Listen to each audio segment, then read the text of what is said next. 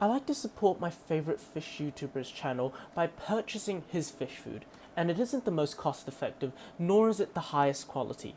But the reason I do it is because I weigh up the idea that I can support someone who I've been watching for the majority of my life and still have a lower quality and more expensive product.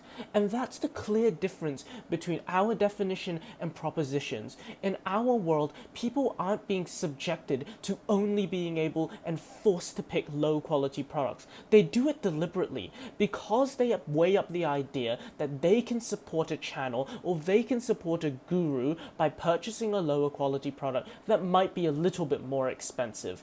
Alright, before I begin then, I want to do a few things. I want to address the bad advertising, that followers will do anything they say, and that product quality is going to get worse. Then I'm going to split on why we bolster competition by allowing gurus to be able to sell their own products. Alright, on bad advertising. This was their big push from Proposition. Alright, I've got three responses here. First, advertising that is bad is not mutually exclusive to their side of the house. We say that in a world in which gurus were not able to sell their products or their services, then this would largely be dominated by just companies. And what's going to happen is the exact same thing, but it's going to be on an even larger scale because these companies have huge amount of money, as any big firm would, compared to these small gurus. And that means they have much more resources to do the sorts of, marketing manipulation on these consumers, and they're going to be more manipulated. And the bad advertising that Proposition speaks about is going to be significantly worse and more saturated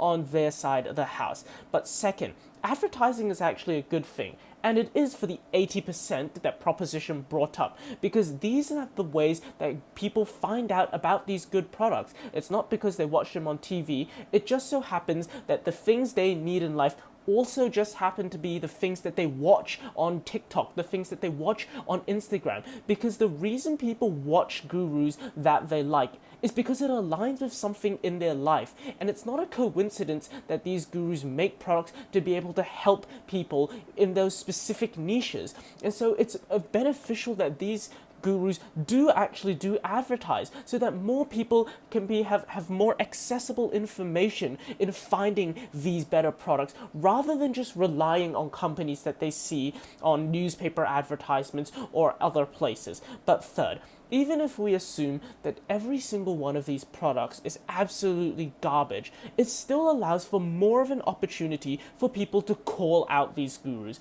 Gurus that are not doing a good job, gurus that are blatantly misadvertising and giving a product that doesn't work, leaves them with huge exposure risks. So first, there's already incentive for them not to do something like this because they have huge exposure on their side of the house. But second, the second majority of people realize that this product doesn't work, their loyalty for them is going to falter, because at the end of the day, that loyalty is built upon trust. And if you can't trust the guru because they've sold you a product that doesn't work and they've done it to everybody else, then that loyalty disappears, and suddenly Proposition's case about how they'll do anything you'll say simply goes away, because now people have rejected this guru, and now this guru doesn't have a job, he doesn't have a business anymore. And that leads me to my second point of rebuttal. On their big case about how followers will listen to anything they say and always. But note here first that a guru selling a product that isn't as good or misadvertising isn't the same as a scam.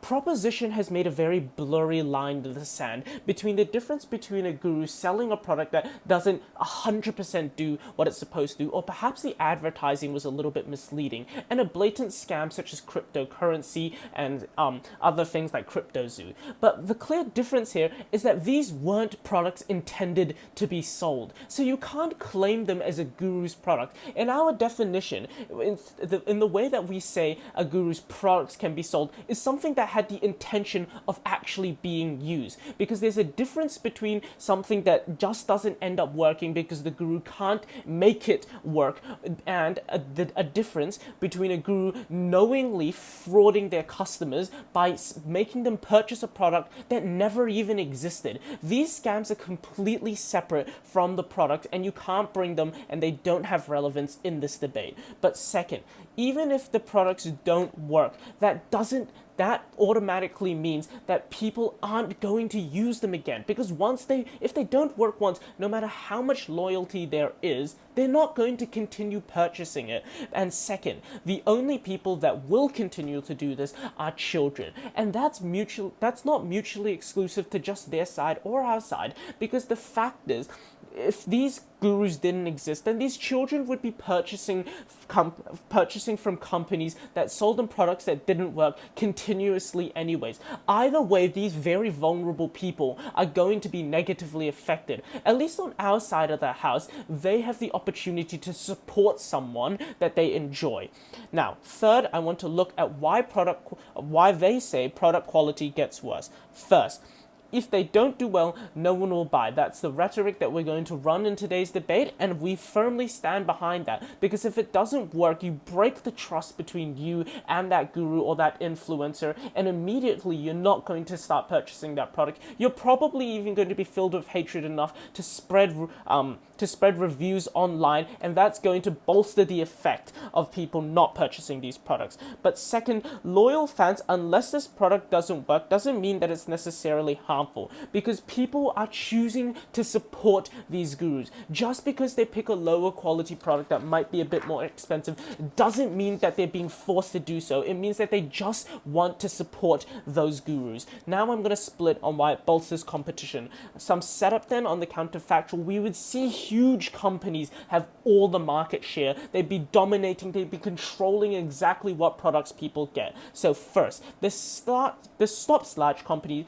from being able to do that. It stops large companies from being able to decide exactly what consumers have to consume. Because when we have these small individual gurus who actually have huge amounts of followers, it actually push backs on these huge big firms and makes them think, well, I've actually got to, make a good product so that I can compete with these higher quality products, and the fact that people really support these products even if they're not as good as those companies.